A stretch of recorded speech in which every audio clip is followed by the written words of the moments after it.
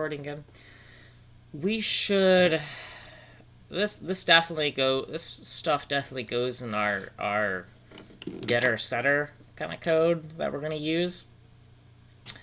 And let's go down here. So this was like our old conception of how the uniform pixels container would kind of work, right? So we have that somewhere else now, right? Yeah. So this is our new conception of how that's going to work. So let's take all this, and I think we're ready to just trash that. And I want to put a to do move unipix struct declaration back into this location code, right? So probably should move the unipix object back to here so that these two uniform helpers are, you know, in the same location. But let's not worry about that just yet. We can worry about cleanup later and organization. So these pixget and pixput, if we look at those way down here, yeah, because these are the pixel container functions.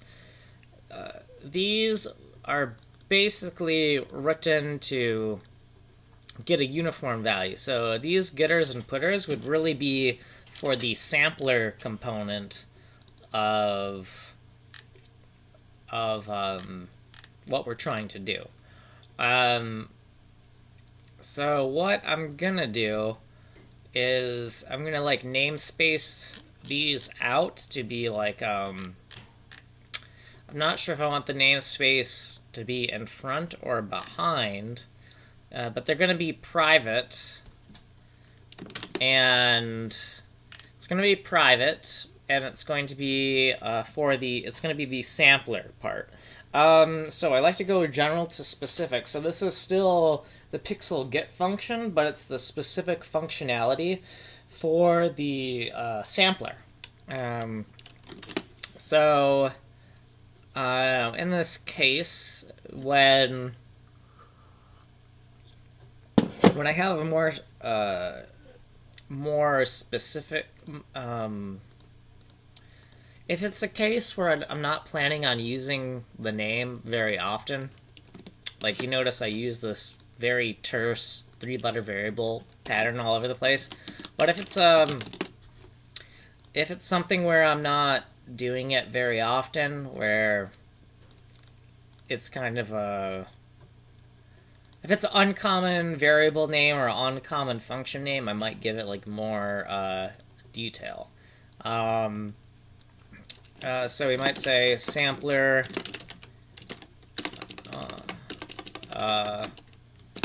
texture sampler uniform.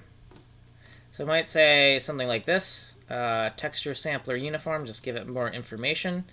And so this is this function is a sub-function of the pixget function, right? And we will take this texture sampler uniform thing right here, and we'll do that here. So pixput, but we'll also make that a underscore. And then the same thing with this pixlock for pixel location. This is going to be the sub function of pixel location for the texture sampler uniform. We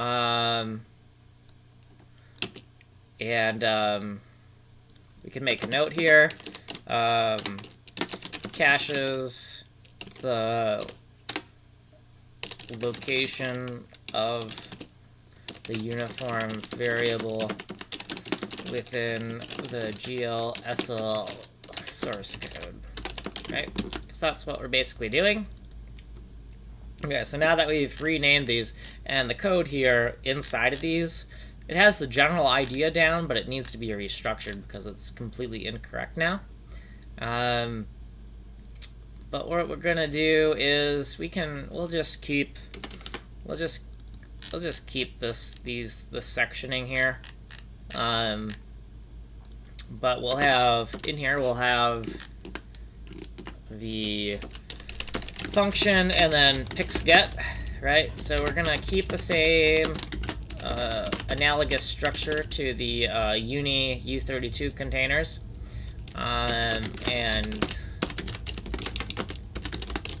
but these are the functions that are going to be publicly exposed.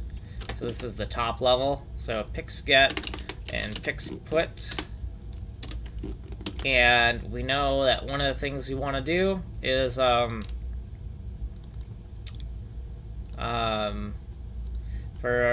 pixget, we want to get the texture sampler uniform, and we'll supply the adapter graphics, and we will supply this.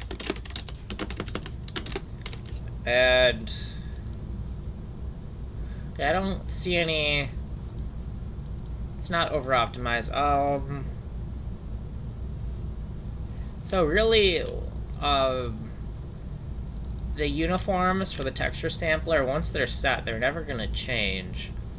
So we really don't need to do it every time. But the thing is that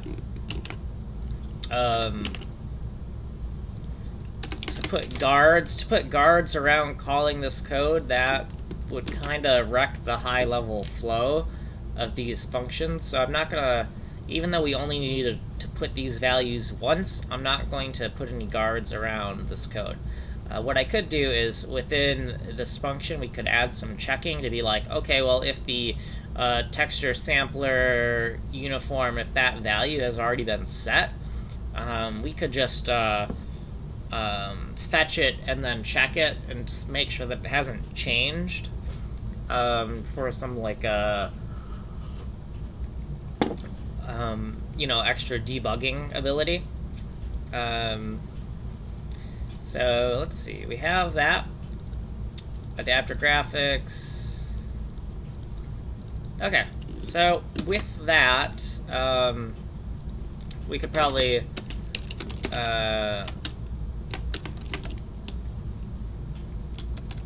so S is for sampler, and then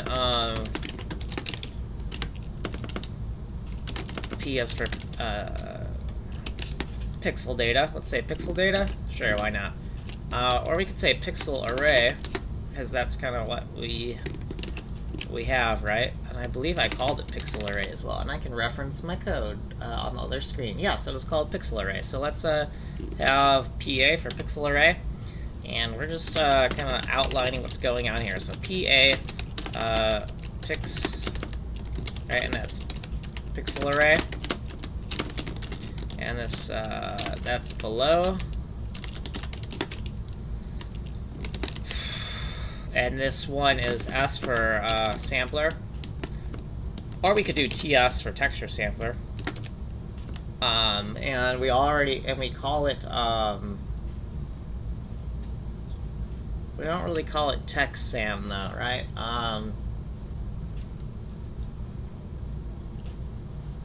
So I'm gonna make a note here. I'm gonna go over to my other screen here, because I think it's important. So there shouldn't really be a variable called TextSam for texture sampler, because that is really synonymous with the sampler value or the sampler location, right? So if I see this, somebody trying to use a texture sampler, by somebody I mean me in the future, then really I should prompt them that they want to use either the sampler value or the sampler location. So TextSam and TextSam like that, and texture sampler,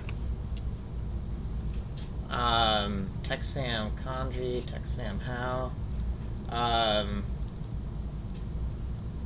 Okay, so I did something kind of crazy a while ago where I was using an old code base. So TextSam. No. Hold on. So what was that? It was a texture sampler. Okay, where are the... I'm gonna cut this, and I'm just gonna Control Z for a second. Look at that prompt. Oh, I said texture sampler. That's how that got popped up there. Okay, texture sampler. I'm just gonna find that in my shortcuts and change that around a bit. So if somebody says texture sampler,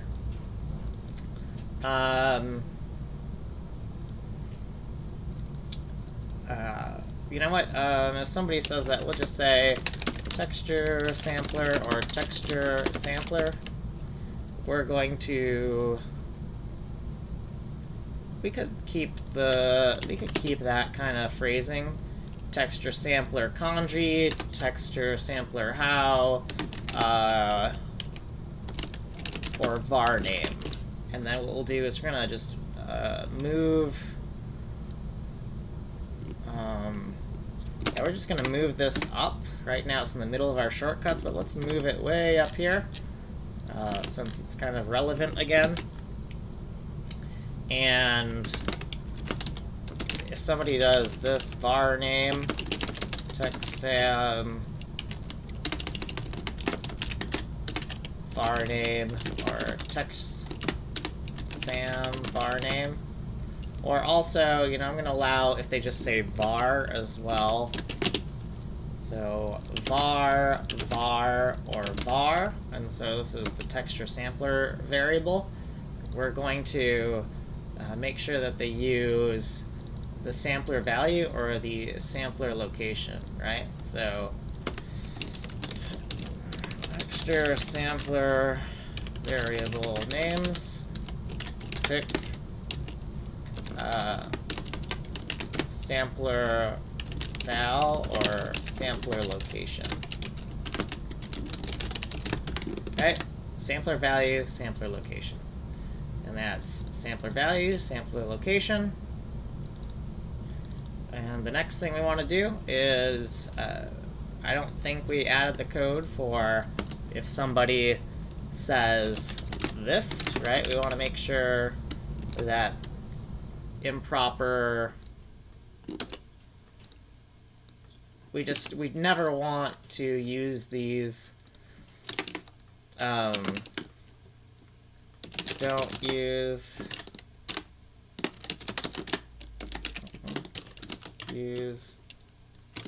either, and then we'll say the sampler val, samlock, or I guess also related is the pixel name, right? Because pixel name here is the name of the pixel array, which is also going to be directly tied to the sampler. Or so we'll say, or pix name, like that. And then also, we don't want anyone to use texture name either. And I think we already did that. Yeah, so we already did that earlier. And that's like probably not too far down. Yeah, so this is right here. We already made a note that we don't want somebody to use texture name because we're going to use the variable pixel name. And that's just because the pixels are directly associated with the texture. So we kind of just have to choose one name or the other and just stick with it. And so pixel name refers to both the name on the GPU side and the name on the CPU side. We want to keep that tightly coupled. Also, let's make sure that if somebody types these backwards, because I might be dyslexic, you never know. Okay, I am. And if somebody types it backwards, and by somebody, buddy, I mean me, backwards, use... Actually, it's backwards and wrong. Use samval or samlocation or the pixel name.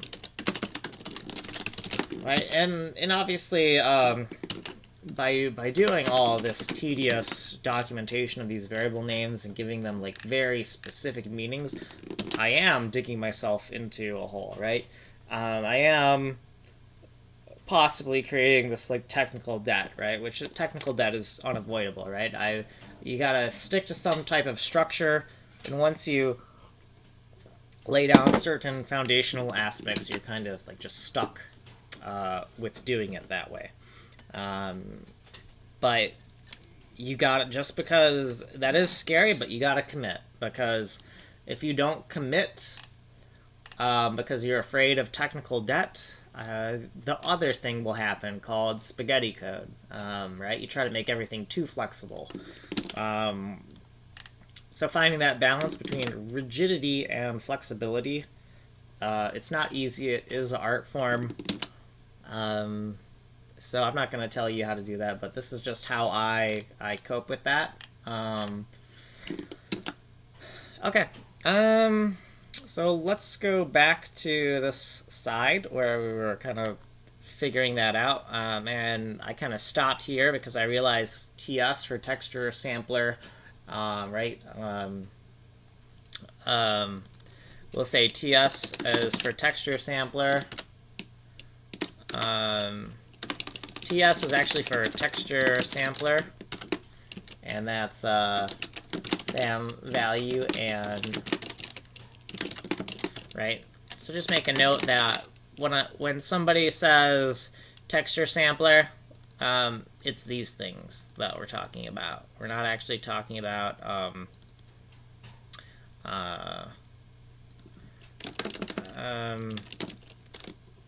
TS sampler, and we could do it like this, like set equals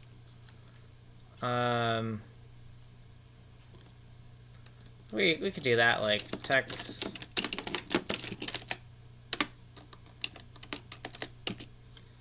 but we're out of room when we do that. DS. So we could do this. Equals. Could do that, and then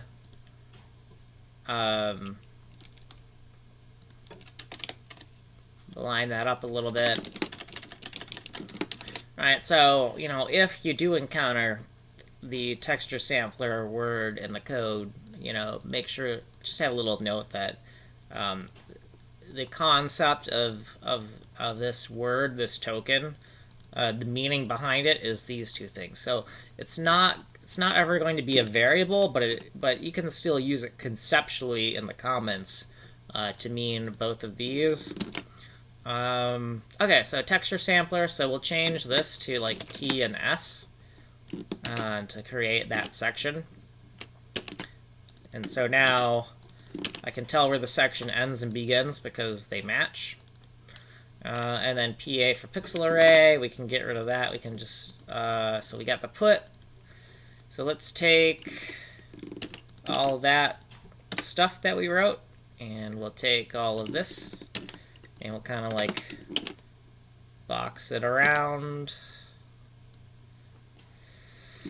And yeah, so if you notice, yeah, a lot of, at least half of the code I write is comments, but the purpose of source code, well, obviously the source code needs to run, right? But the other purpose of your source code is so that it can be read by humans. And it really needs to serve both purposes. Okay, so we have this. This is where we're going to put a call to we're going to have a same sub-function pattern, but this will be like the texture upload, download kind of thing. And we could say, we could call it texture data GPU CPU sync. Oh god, that is a mouthful, but okay, yeah, why not? Let's say pix get texture the idea is that we already know it's a get, so we want some type of